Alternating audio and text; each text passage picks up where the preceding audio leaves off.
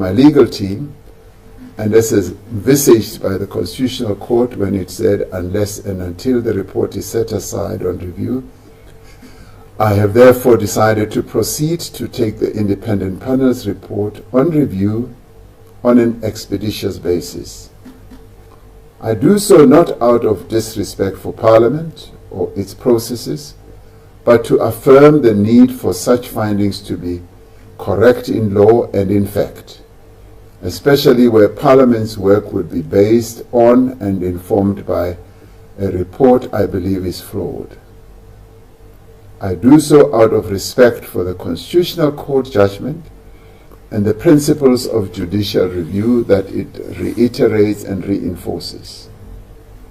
I also do so in fulfillment of the rights and obligations and processes contained in our Constitution.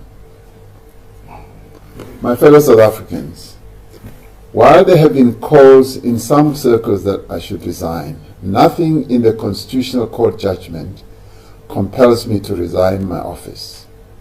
The Constitutional Court made no finding of any kind regarding my alleged conduct.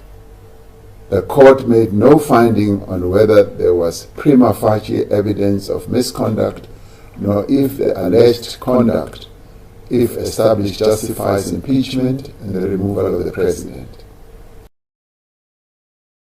It reinforces the principles, the rights and processes underpinning our constitutional order. This explicitly includes the right to take the report of the independent panel on review. I therefore respectfully want to make it clear that I will not resign. To do so would be to preempt a process defined by the Constitution. To do so would be to give credence to a panel report that unfortunately has grave flaws. To do so would be to abdicate the responsibility that I assumed when I became President of the Republic.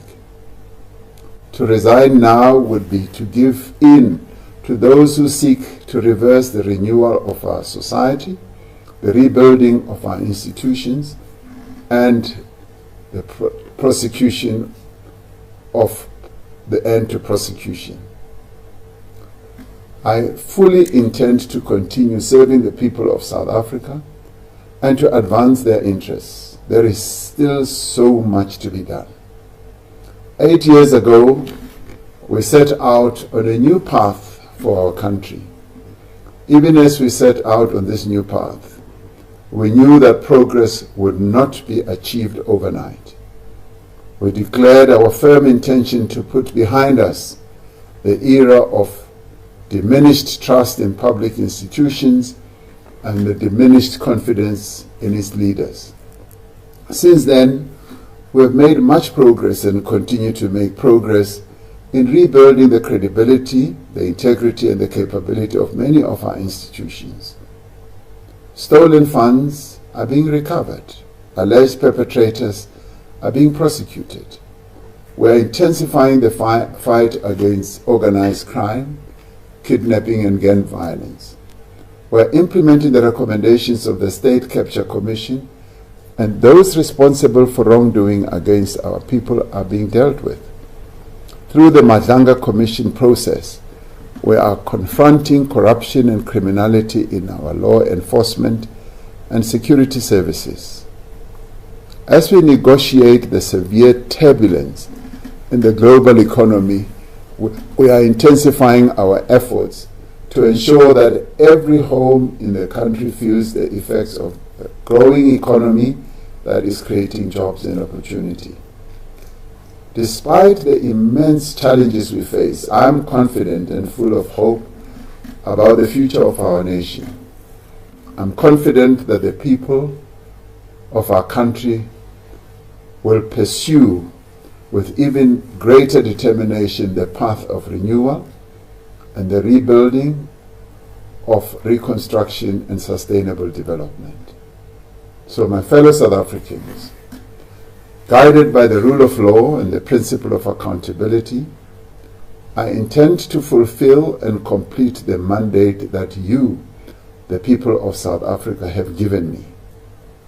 I will continue to do everything within my means to advance the rebuilding of our economy, the restoration of our institutions, and the renewal of our society.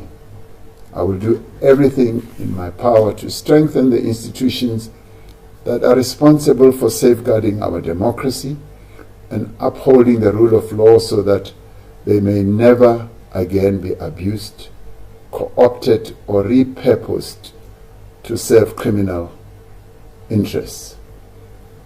I will remain in your service and will continue to act in your interests and in the interests of our diverse and truly remarkable nation. I'm confident that together, as a nation, we will strive, we will progress, and we will overcome our challenges and difficulties. I remain here and am not resigning. May God continue to bless South Africa and protect her people. Thank you.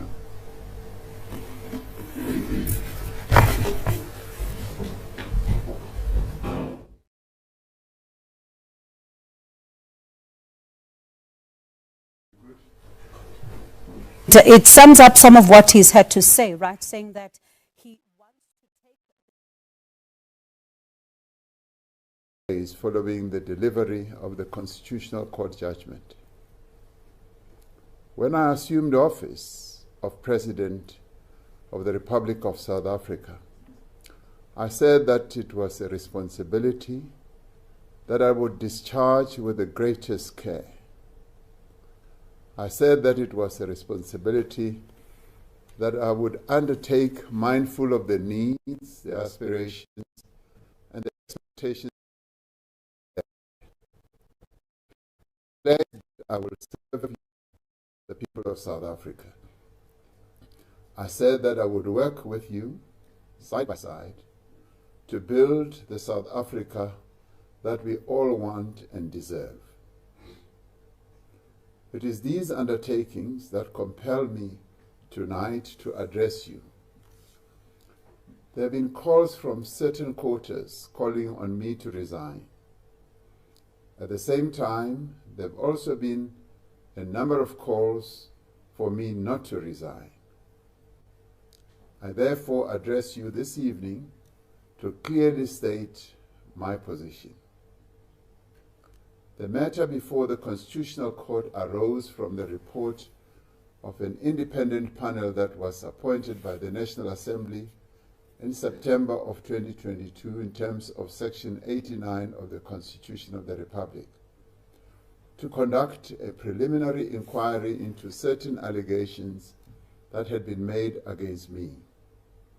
These allegations related to a theft that took place at my farm in February 2020. The independent panel concluded that the information that was presented to it disclosed prima facie that the President may have committed serious misconduct and a serious violation of the Constitution.